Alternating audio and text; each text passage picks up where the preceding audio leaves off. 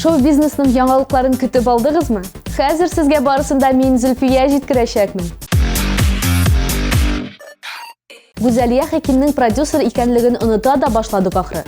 Чөнки Гүзәлия соңгы арада Хәким белән бернинди фотода, постта, яңа җырлар да урнаштырмый. Аның инстаграмында хәзер яңа исем Рузилә Хәйретдинова.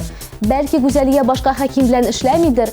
Бу сорау белән без җырчы егетнең үзенә шалтыраттык. Ә ул безгә төгәл итеп бер комментарий да бирә алмады. Хәер, барысында вакыт күрсәтер. Айгөл Рәхимова ял итәргә китәргә җыена икән. Бу яңалыкны белгәч, барысында бер генә сорау кызыксындыра башлады. Кем белән һәм кайда?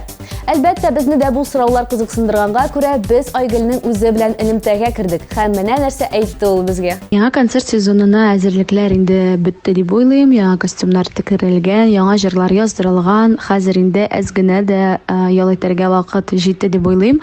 Без гаилә белән Кытай якларына җыенабыз. Гадәттәгечә әни белән һәм сеңлем белән. Алмаз Мирзаянов туры һәм күчерелмә мәгънәдә камыт киде. Бу турыда ул үзенең Instagram аккаунтында хәбәр итте. Шуны да әйтеп үтәргә кирәк, Алмаз җырчы кызны хатынлыкка алгач, татар эстрадасында тагы бер җырлы гаилә барлыкка килер инде. Тат Муз ТВ телеканалында яңа проект старт ала. Яңа сезонга без балалар эзлибез. Әти, әниләр игътибарына. Балаларыгызның җырлары яисә төшерелгән клиплары бар икән, сез аларны экранда күрсәтелгән адрес буенча безгә юллый аласыз. Иң мөһиме, телефон номерыгызны язырга онытмагыз.